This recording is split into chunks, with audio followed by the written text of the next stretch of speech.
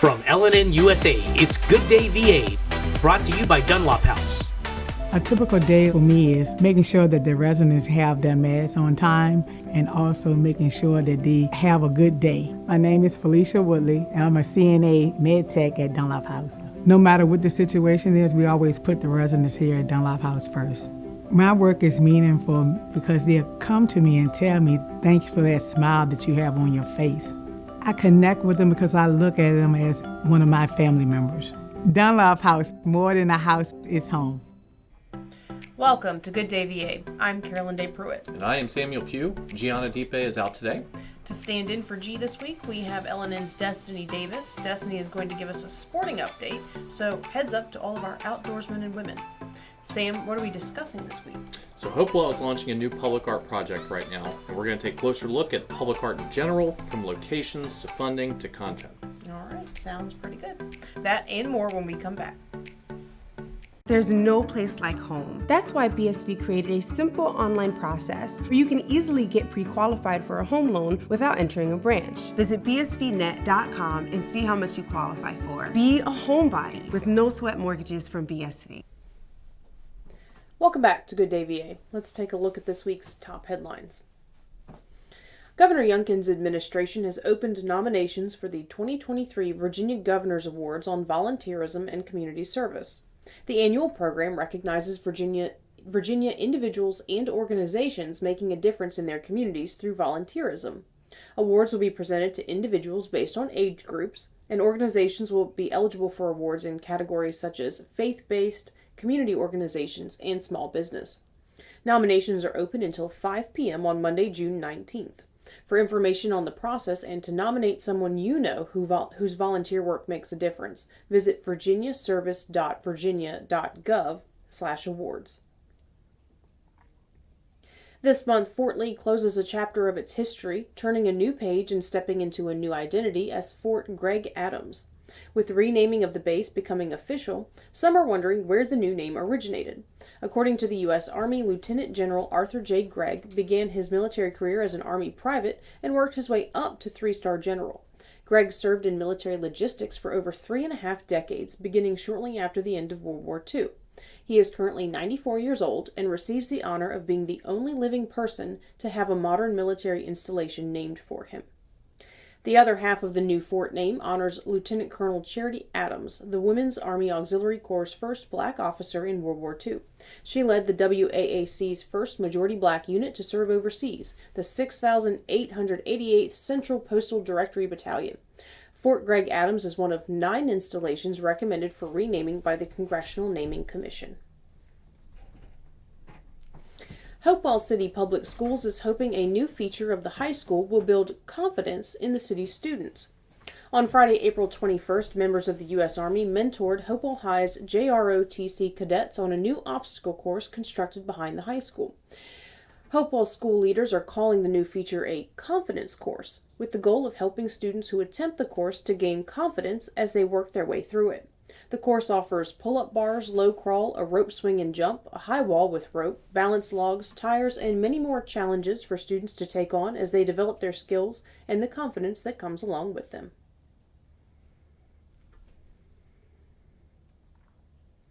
The City of Petersburg's bond rating has been upgraded from A2 to A1 by Moody's Investor Service.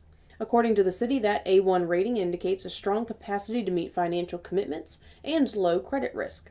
City Manager March Altman said in a statement that Petersburg has an almost $55 million fund balance. The change in credit rating means that the city may experience lower interest rates, increased borrowing power, more investment opportunities, and increased economic development interest.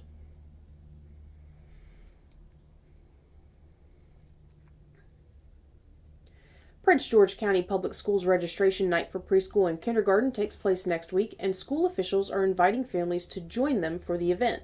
The 2023 school year begins August 21st, and parents are encouraged to get their children registered to start school now. Families should bring their child's completed physical, immunization records, birth certificate, and a proof of residency in the way of a lease or rental agreement or a copy of a deed. Pre-K and kindergarten registration night takes place on Thursday, April 27th at Prince George High School from 6 p.m. to 7:30 p.m. Virginia's 90th Historic Garden Week comes to a close this weekend, winding down a week of 29 tours across the Commonwealth, hosted by 48 garden clubs and featuring over 1,000 flower arrangements displayed in the homes and landmarks open for the event. Here locally, the Petersburg Tour took place along the James River in Prince George County and featured Martin's Brandon Episcopal Church, historic Aberdeen, and Flower Dew 100. Hundreds of visitors made their way along Route 10 to visit each historic location, along with some extra stops available that day, such as local painter Ed Hatch's studio.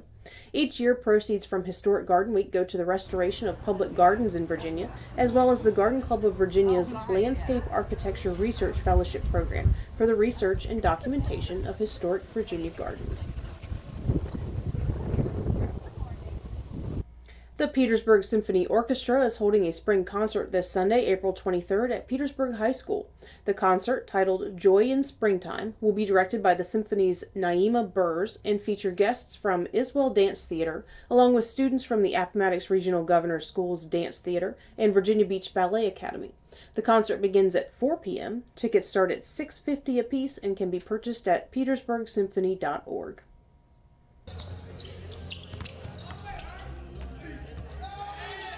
After a 2-week absence from the winner's circle, the Cavaliers got back on track last Saturday with a road win against the Chosen Lions. 6 Cavs scored double digits on their way to a 129-105 victory. Tavon Mealy led Petersburg with 24 points, while Elijah Moore and Kashawn Morgan added 23 points each. The Cavs finished the first period with a 14-point lead, never looking back on the way to their 5th win of the season. Petersburg remains in second place in the Northwest Division behind the Capitals. That's it for this week's headlines. We'll take a look at weather and sports when we come back. It's time you heard the best fried chicken doesn't come out of a bucket or a box. You'll find it fresh out of the deep fryers at Breeze Inn. Virginia's finest chicken. Succulent, juicy chicken with a crispy coating. Hungry for more? Try our pulled pork barbecue, real Philly cheesesteaks, and mouth-watering burgers. Home to Virginia's finest chicken. And oh yeah, we've got a convenience store too. Welcome back to Good Day VA. We'll jump into sports in a moment, but first let's get a check on weather from Chai, the weather guy. Ellen and Weather, brought to you by Petersburg Jewelers. The weekend starts off with your first taste of summer, with a high of 90 degrees and a low of 59. It'll be sunny and bright. Saturday, Sunday, and Monday have highs in the mid-70s and lows in the mid-40s. With partly sunny conditions, great for outdoor activities. Monday, Tuesday, Wednesday, and Thursday have highs in the mid-60s and lows in the upper 30s and mid-40s. Plenty of sunshine, but Wednesday and Thursday bring in a 40% chance of rain. So what does it say? Get out there, enjoy yourself, but bring a jacket just in case. Whether it's raining diamonds or sapphire skies, add a little sparkle to your day with Petersburg Jewelers. Thanks, Chai. G may be out this week, but our own Destiny Davis is in the studio to bring us a sporting update. LNN Outdoors, brought to you by Swader Sports Park. Thanks, Carolyn Day. Striper are running like crazy here in our region. These popular bass are easier hooked in the river using live bait, primarily shad or white perch. Recent rise in water temperatures in the James create ideal conditions to land a monster this week. Striper are hitting any time of the day. Anglers have pulled out stripers as large as 4 feet from the James last week.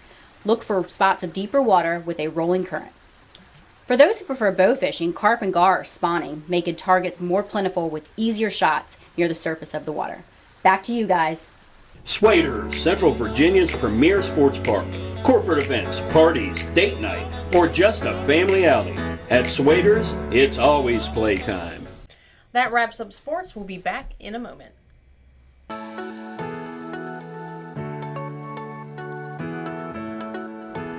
Yes, you can still get haircuts, colors, highlights, waxing services, everything that's going to make you look great right here at the Apothic Company.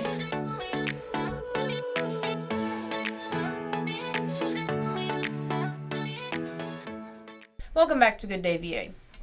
Hopewell residents will soon see the beginnings of a new public art project called Hopewell Proud. The project is being led by Lamb Arts and is designed to promote positivity and celebrate the people, places, and stories in Hopewell.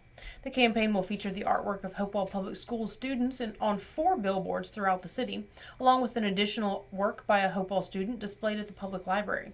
Sam, this is just the latest public art brought to Hopewell and the Tri-Cities area, Petersburg has multiple murals, the latest being the tree mural painted on the side of Old Town's Alibi.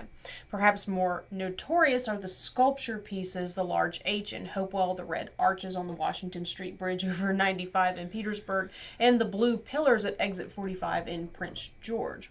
What do you think public art installations bring to a community? Well, I hate to be a pessimist about all this, but just at a glance, it seems like it's a little bit equivalent to a sugar high. When you let your town deteriorate and degrade until it looks like a Central European war zone, and then you splash some paint on a building. I mean, drive down City Point. So I have a hard time thinking that this is really worth the money that the city is dumping into it, when I think that money could be better used to demolish old, derelict, communist bloc buildings. In this particular case, with the Hopewell Proud campaign, it's being done by Lamb Arts, so it's not the city funded that I'm aware of. Well, I do like that Hopewell actually contract professional artists, so there is that. I think they're super well done. But once again, if you think about how societies for thousands of years have built their cities, it's had the aesthetic in mind. Especially some towns, you go up north and all the towns have a architectural theme. Everything flows together. But it just seems like we've kind of lost the plot here, because our cities are degrading and the sidewalks have mimosa trees growing up through them. And storefronts are completely destroyed, and there's nothing there anymore. So I think we have bigger problems than this. I mean, I applaud the effort, certainly, but I think the bigger problem here is that we have a lot of bad space inside of cities, and I think a better use for our time and effort and public and private money is to generate more green space inside these cities than to just paintings on abandoned buildings. In this case, they're going to be on billboards, but I understand what you're saying. Going back to what you said about the cities that are more planned. I think here in our area, there's so much history. The cities are so old that it's difficult to plan a cohesive look across hundreds of years. So the historic aspect and how old these cities are, I think, makes that a little bit more difficult. But also it brings up another issue with some of these public art projects is, at what point does public art conflict with other priorities in the community, such as maybe like historic preservation, historic districts and buildings. I think that was one of the concerns when the Old Town mural was installed, was so many film companies were coming here to film because of the historic nature of the town.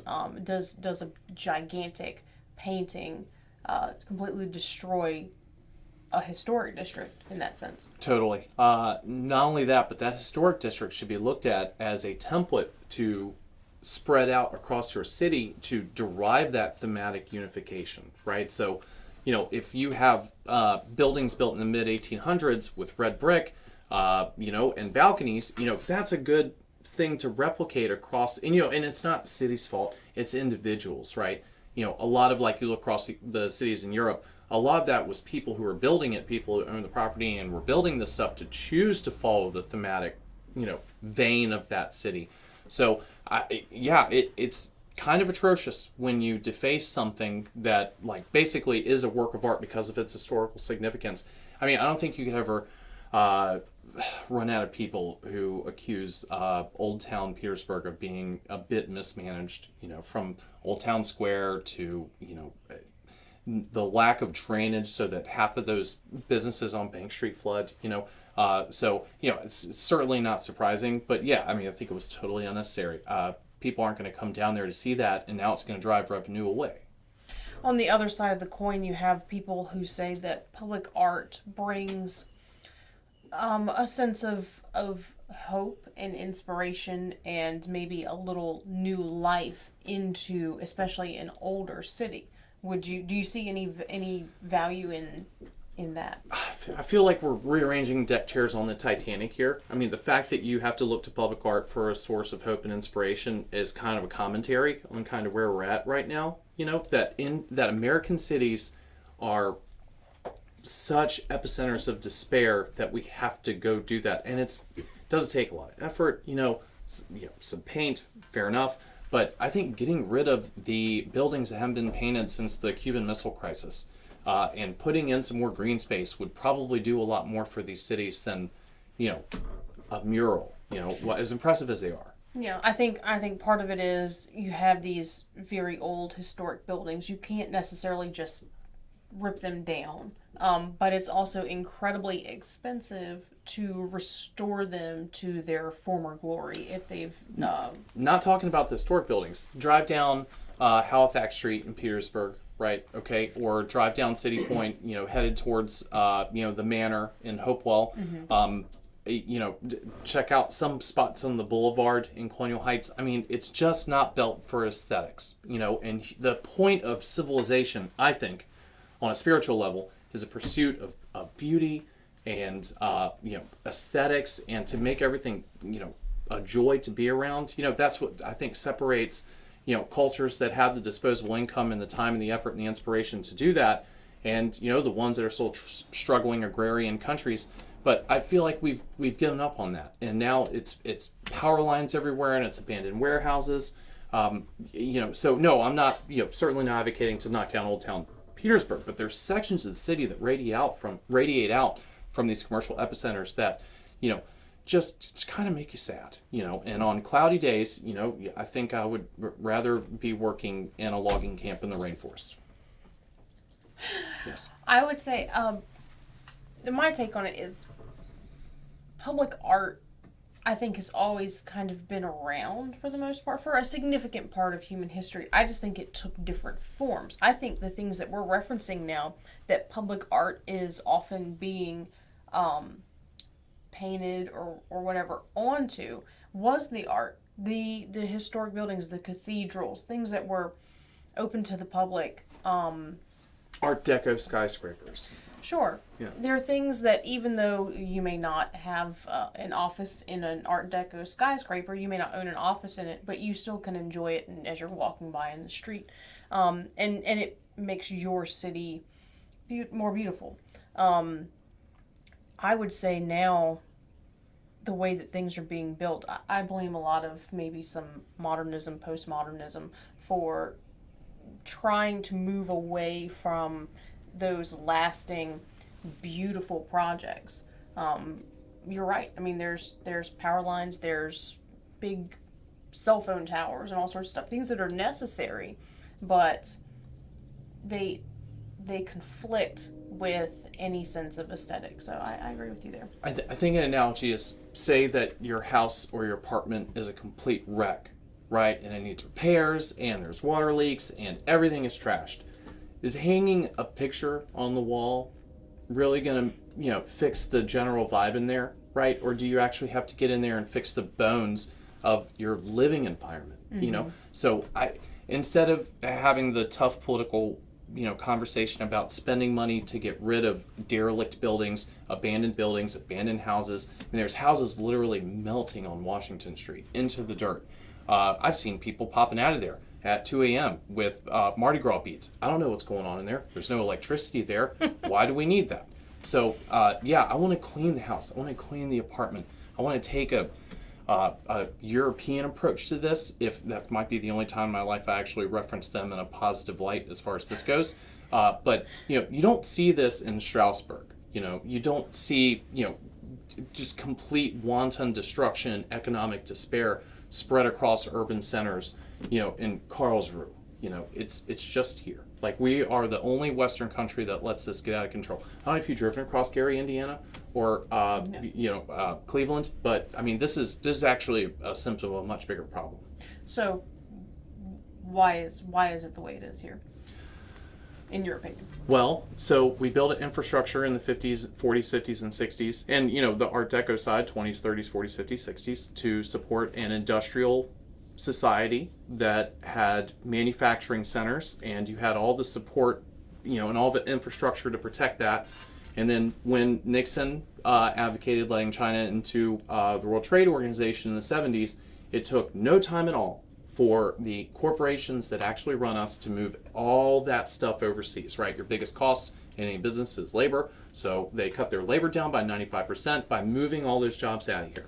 So what are people supposed to do? You know, I mean, in the 70s, you could walk out of high school, for the most part. You could walk out of high school and go get a manufacturing job and have enough money to raise 3 kids and have 2 cars and buy your own house. That's totally gone now. So the whole purpose of cities, which was commerce and protection, are now the complete opposite, right? So, you know, commerce has gone online. You know, and generally, like, we've moved all the shopping to the strip malls in the suburbs so that, you know, so that traffic can get in and out on a massive scale. And it's actually the opposite when it comes to protection, right? You come to the city if you want to catch a knife in your hip. So, you know, that doesn't happen on the farm. So, you know, here we are, we've totally inverted the human model of civilization, and this is it now. This is what we get. The cities are atrophying. You know, they're calcifying into warts of past economic scars. So let me ask you this.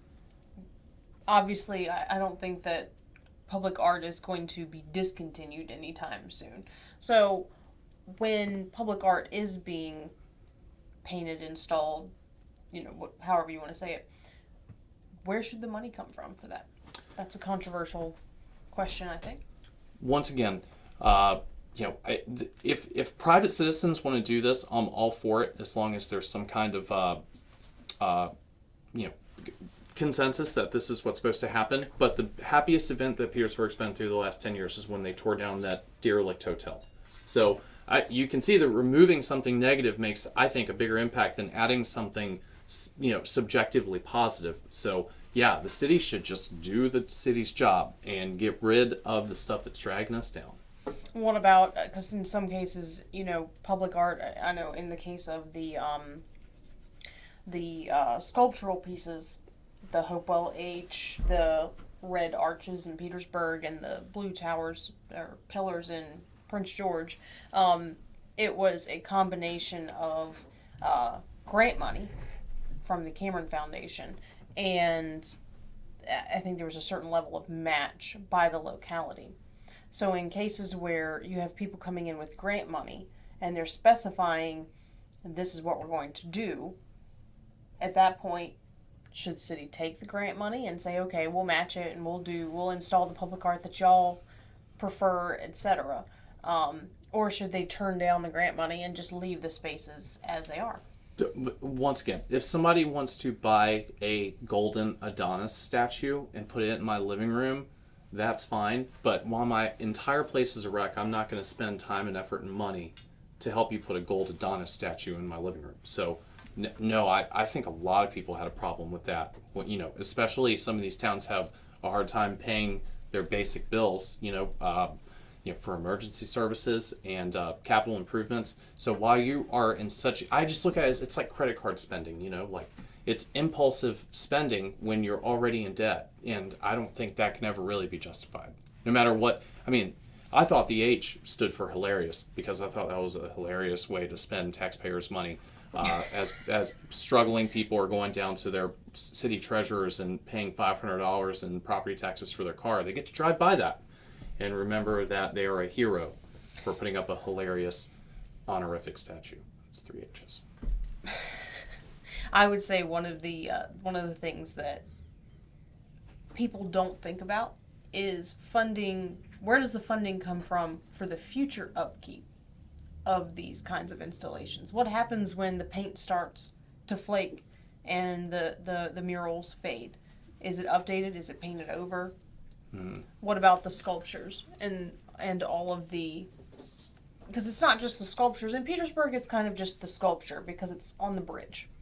But in Hopewell, you know, it's there. There's some, I believe there's some like shrubs around it, some landscaping. I know in Prince George there's definitely a lot of landscaping that they did around the blue pillars, and that's become an issue.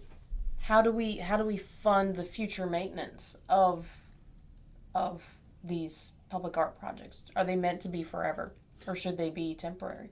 Yep, and they're going to have to hire a lot of rednecks with birdshot to keep the seagulls from turning those bad boys white. I've seen that going down. I'm not saying I released a bunch, but yeah, they have problems. I mean, I once again don't think you could accuse any of these guys of thinking this through long term. So here we are. There's poop everywhere.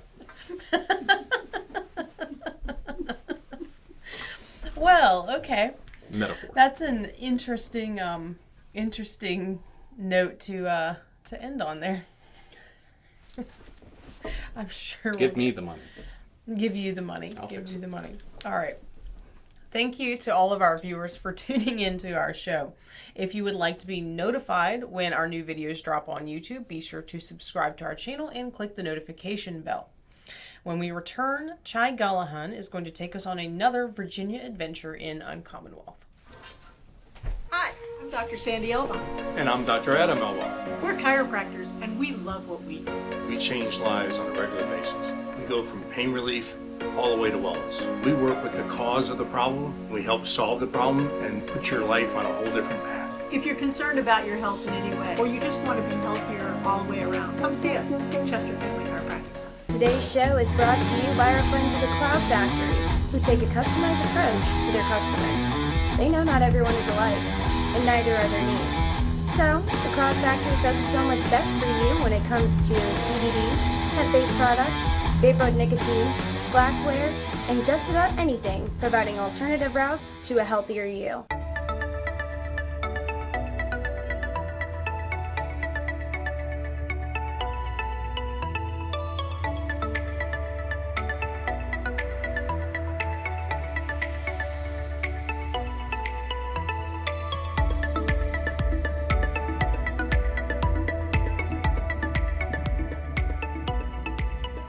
In this edition of Uncommonwealth, we journey to a spot that is in the proverbial backyard of everybody in the Tri-Cities area, right here in Colonial Heights. But you may not have known this. The largest, biggest Arby's in the world is right here in the South Park region of Colonial Heights.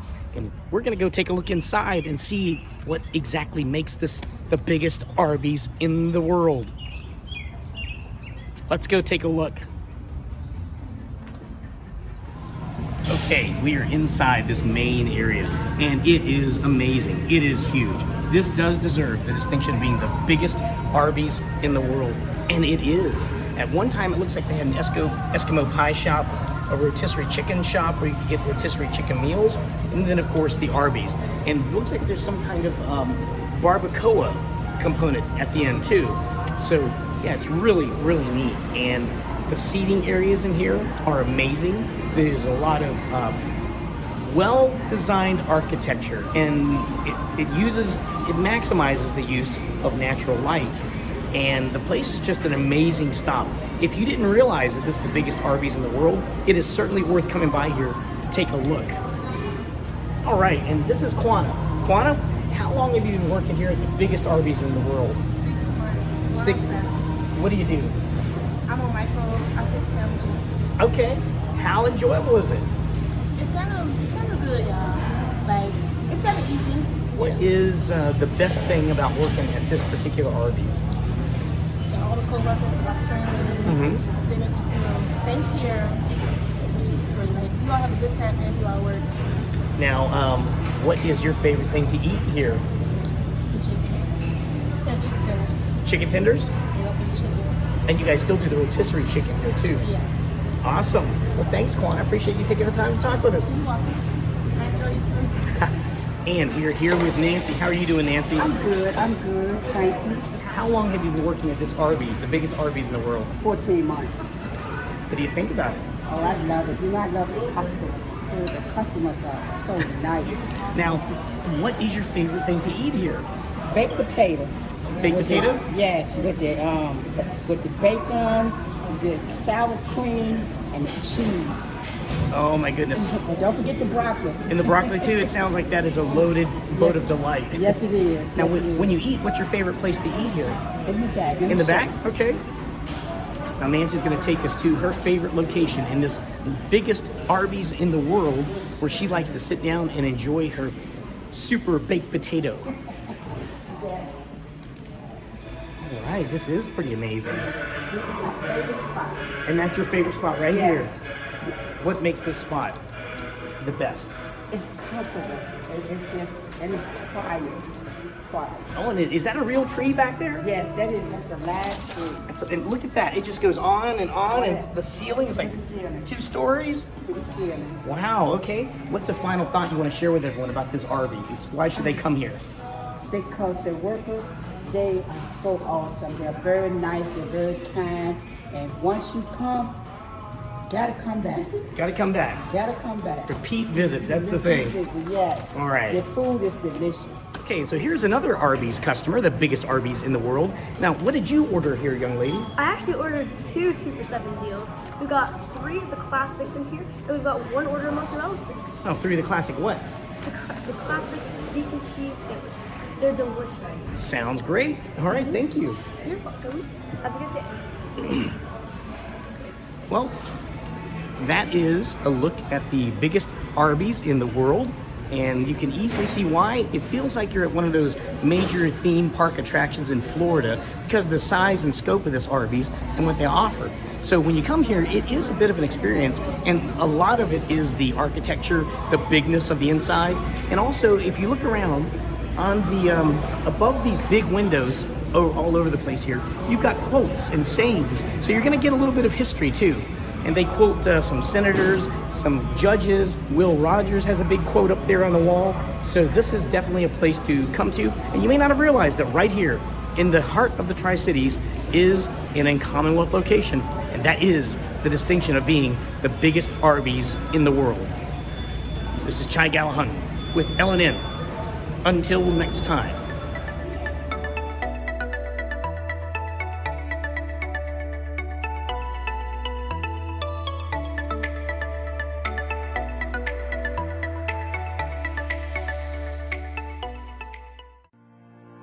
So here at Titan Auto and Tire, we're a full care automotive repair center, full maintenance items anywhere from an oil change, state inspection, and also full engine replacement.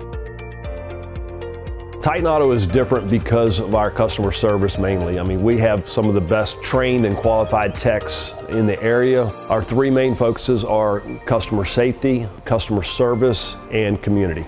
Knowing that you're going to put them first and it's not about the dollar. That's it for this week's show. We appreciate all of our viewers and thank you for tuning in. If you enjoyed the show, subscribe to the LNN USA YouTube channel and follow us on Instagram and Facebook. And a big thank you to all of our sponsors, especially Dunlop House, for making this show possible. We'll see you again next Friday. In the meantime, have a good day, VA.